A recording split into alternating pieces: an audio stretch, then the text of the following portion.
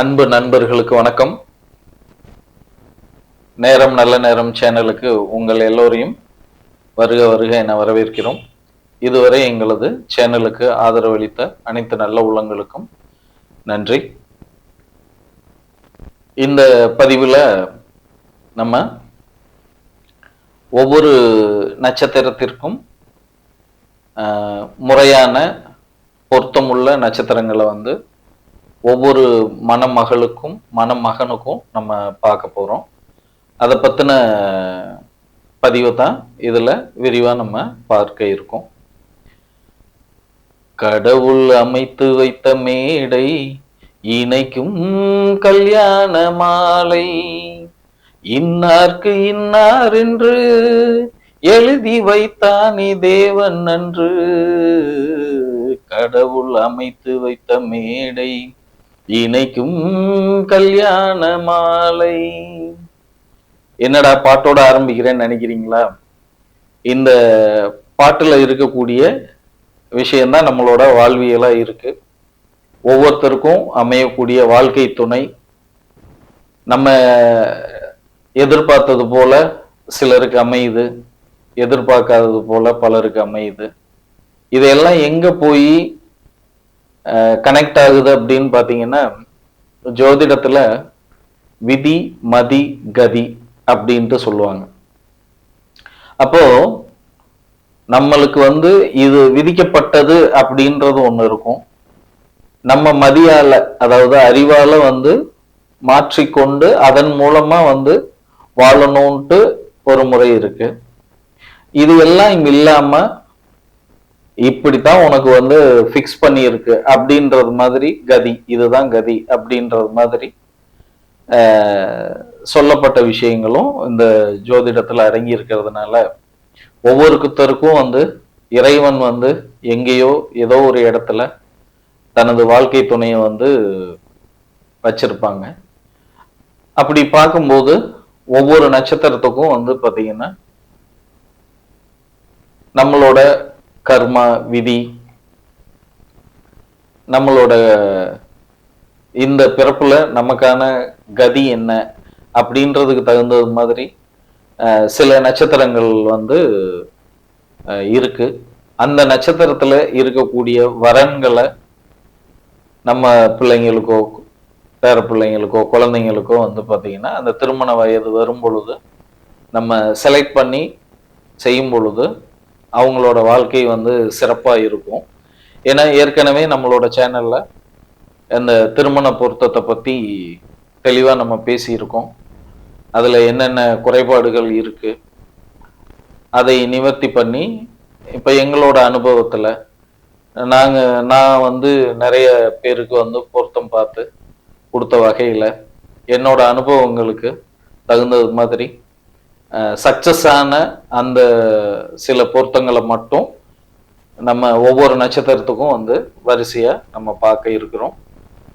இதுல நம்ம முக்கியமா கவனிக்க வேண்டியது என்னன்னு கேட்டீங்கன்னா, நம்ம ஆசைப்பட்ட ஒரு வரன் நமக்கு வாய்க்கப்பட்ட அந்த நட்சத்திர கூட்டணியில இல்லை அப்படிங்கும் பொழுது சிலருக்கு ஏமாற்றமா இருக்கு, சிலருக்கு நல்லாவே அமைஞ்சிருது.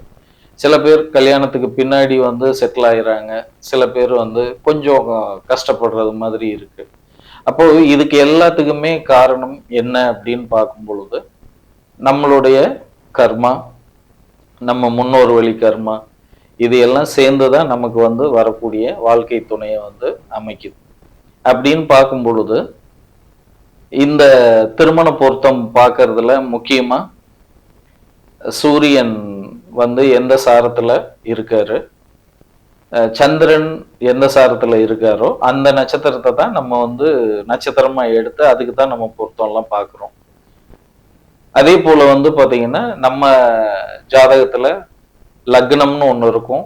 அந்த லக்னத்தோட அதிபதி எந்த நட்சத்திரத்தோட சாரத்துல எந்த பாவகத்துல இருக்காரு அப்படின்றத பொறுத்தும் நம்ம பொருத்தங்கள் பார்த்து செய்யும் பொழுது ஒவ்வொருத்தரோட வாழ்க்கை துணையும் சிறப்பா அமையும், வாழ்க்கையும் பாத்தீங்கன்னா சிறப்பா அமையும். ஏன்னா இப்ப பொதுவா பொருத்தங்கள் பார்க்கும் பொழுது இங்க மிக முக்கியமா மணப்பெண்ணை மட்டும்தான் மையப்படுத்தி திருமண பொருத்தம் பார்க்கப்படுது. நீங்க ஒரு ஜோதிடர்கிட்டயே பொருத்தம் பார்க்க போனீங்கன்னா முதல்ல வந்து பெண்ணோட நட்சத்திரத்தை எழுதுவாங்க. அதுக்கப்புறம் தான் மணமகனோட நட்சத்திரத்தை எழுதுவாங்க. ஏன்னா அந்த பெண்ணுக்கு தான் வந்து திருமணம் அப்படின்றதுல முக்கியத்துவம் தரப்பட்டிருக்கு. அப்போ அந்த பெண்ணோட லக்ன புள்ளி எந்த நட்சத்திரத்துல இருக்கு, அந்த பொண்ணோட ராசி எந்த நட்சத்திரத்துல அமைஞ்சிருக்கோ அதோட புள்ளி, அடுத்து லக்ன அதிபதி இருக்கக்கூடிய புள்ளி, இந்த மூன்றுல வந்து பாத்தீங்கன்னா ஏதோ ஒரு நட்சத்திரம் நம்மளுக்கு வந்து கலந்து இருக்கும். அந்த நட்சத்திரம் தான் நம்மளோட வாழ்க்கையில இந்த பிறவியில நமக்கு வந்து விதிச்சிருக்கக்கூடிய வாழ்க்கை துணை. இப்ப அதை வச்சுதான் வந்து ஒவ்வொரு நட்சத்திரத்துக்கும் நம்ம வந்து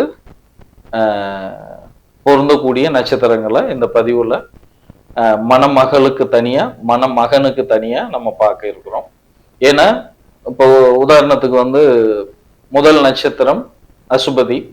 அப்ப இந்த அசுபதியில வந்து பெண்ணும் பிறந்திருப்பாங்க, ஆணும் பிறந்திருப்பாங்க. அப்படிங்கும் பொழுது பெண்ணுக்கு பொருந்தக்கூடிய நட்சத்திரங்கள் எவை எவை, பையனுக்கு வந்து பொருந்தக்கூடிய நட்சத்திரங்கள் எவை எவை அப்படின்ட்டு ஒவ்வொரு நட்சத்திரமா நம்ம 27 நட்சத்திரத்துக்கும் இந்த பதிவுல பார்க்க இருக்கிறோம். குறிப்பிட்ட நட்சத்திரங்களை நம்ம ஒவ்வொரு பதிவுலையும் நம்ம பதிவிட இருக்கிறோம். 27 நட்சத்திரங்களுக்கும் நம்ம வந்து உரிய நட்சத்திர பொருத்தங்களை நம்ம பார்க்க போறோம். நிச்சயமா ஒரு விஷயத்த மட்டும் என்னால உறுதியா சொல்ல முடியும். இதுக்கு முன்னாடி திருமணம் ஆனவங்களும் சரி, இனி வந்து பாத்தீங்கன்னா திருமணம் ஆக போறவங்களுக்கும் சரி, நீங்க என்ன பண்ணலாம்னா, இப்ப நான் சொல்லக்கூடிய பொருத்தங்கள் சந்திரன் இருக்கக்கூடிய புள்ளியிலையோ அல்லது சூரியன் இருக்கக்கூடிய அந்த சார்ந்து இருக்கக்கூடிய நட்சத்திரத்திலேயோ அல்லது லக்னாதிபதி சார்ந்து இருக்கக்கூடிய நட்சத்திரத்திலேயோ நான் சொல்லக்கூடிய அந்த நட்சத்திரங்கள் வந்து 100க்கு 100% வந்து கண்டிப்பா பொருந்தி இருக்கும். அதுல எந்த மாற்றமுமே இல்லை, சந்தேகமே வேண்டாம். உங்களுக்கு டவுட் இருந்ததுன்னா நீங்க இதுக்கு முன்னாடி கல்யாணம் ஆனவங்க உங்களோட வாழ்க்கை துணையோட ஜாதகத்துல நீங்க செக் பண்ணி பாருங்க. இப்ப நான் சொன்ன நட்சத்திரங்கள் நிச்சயம் அதுல சம்பந்தம் இருக்கும். அந்த அடிப்படையில தான் இப்போ ஒவ்வொரு நட்சத்திரத்துக்கும் நம்ம பார்க்க இருக்கிறோம். நீங்க பொதுவா வந்து ஒரு நல்ல ஜோதிடர், உங்களோட குடும்ப ஜோதிடர்கிட்ட பொருத்தம் பார்த்துட்டு இப்ப நான் சொன்ன நட்சத்திரங்களையும் வந்து மனசுல வச்சு அதையும் வந்து பொருந்துதான்னு பார்த்துட்டு நீங்க செஞ்சீங்கன்னா நிச்சயம் உங்களோட வாழ்க்கை துணை நல்ல சிறப்பான வாழ்க்கை துணையா அமையும். இதுல நான் வந்து ஒவ்வொருத்தரோட ஜாதகத்திலையும் அவங்களுக்கு தனித்தனியா தோஷங்கள் இருக்கலாம். அதை பத்தி நம்ம இன்னொரு பதிவுல நம்ம பார்ப்போம். இப்போ நம்ம பார்க்க இருக்கிறது வந்து ஒவ்வொரு நட்சத்திரங்களுக்கும் தகுந்த பொருத்தமான நட்சத்திரங்களை மட்டும்தான் நம்ம பார்க்கிறோம். மற்றபடி தோஷங்கள் இருக்கிறது இதெல்லாம் வந்து உங்களுடைய குடும்ப ஜோதிடர்கிட்ட, நீங்க பார்க்கிற ஜோதிடர்கிட்ட நீங்க கலந்து ஆலோசனை பண்ணிக்கலாம். இந்த இதுல ஒவ்வொரு நட்சத்திரத்துக்கும் நம்ம தெளிவா நம்ம சொல்லியிருக்கோம். பொதுவா பார்க்கும் பொழுது சில நட்சத்திரங்கள் பொருத்தங்கள் வரலாம். ஆனால் உங்களுக்கு அமைய போறது வந்து பாத்தீங்கன்னா இப்ப நான் சொல்லக்கூடிய நட்சத்திரங்கள்ல கன்ஃபார்மா வந்து அமையும். அதுல எந்த மாற்றமும் இல்லை. நீங்க வேணா முயற்சி பண்ணி பாருங்க. நிச்சயம் இப்ப நாங்க செலக்ட் பண்ணக்கூடிய நான் இப்ப சொல்லக்கூடிய நட்சத்திரங்கள்ல நீங்க பொருத்தம் பார்த்து திருமணம் செய்யுங்க. ரொம்ப சிறப்பா இருக்கும். எல்லாருக்கும் வாழ்த்துக்களை தெரிவிச்சுக்கிட்டு இப்போ நம்ம ஒவ்வொரு நட்சத்திரமா பார்க்க போறோம். நட்சத்திரங்கள் பொருத்தங்கள் வரிசையில பூரம் நட்சத்திரத்துக்கான பெண்களுக்கு எந்த மாதிரியான நட்சத்திரங்கள்ல வரன்கள் அமையும் அப்படின்றத பார்க்கலாம். பூர நட்சத்திர பெண்களே, உங்களுக்கு அசுபதின்னு சொல்லக்கூடிய அஸ்வினி, மிருகசீரிடம்,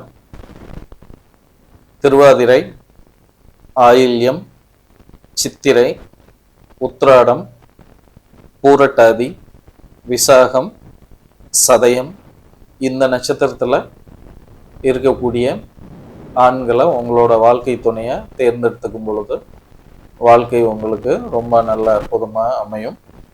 அதே போல பூரம் நட்சத்திரத்தில் பிறந்த ஆண்களுக்கு எந்தெந்த நட்சத்திரங்கள்ல வரன்கள் அமைஞ்சா உங்களுக்கு கொடுப்பினையா இருக்கும் அப்படின்ட்டு பார்க்கும் பொழுது அஸ்வினி, அஸ்தம், திருவாதிரை, சித்திரை, உத்திராடம், திருவோணம், சதயம், பூரட்டாதி. இந்த நட்சத்திரங்களில் உங்களுக்கான வாழ்க்கை துணை அமையும் பொழுது கண்டிப்பாக இந்த வாழ்க்கை உங்களுக்கு சொர்க்கமாக அமையும். ஒவ்வொரு மணமகளும் மணமகனும் இந்த நட்சத்திரங்களை நீங்கள் எடுக்கும்போது கண்டிப்பாக இந்த நட்சத்திரங்களில் தான் உங்களுக்கு வாழ்க்கை துணை அமையும். அதனால இதை மனசில் வச்சு உங்களுக்கான வரன்களை தேடுங்க. உங்களுக்கு இனிய வாழ்த்துக்கள். நன்றி.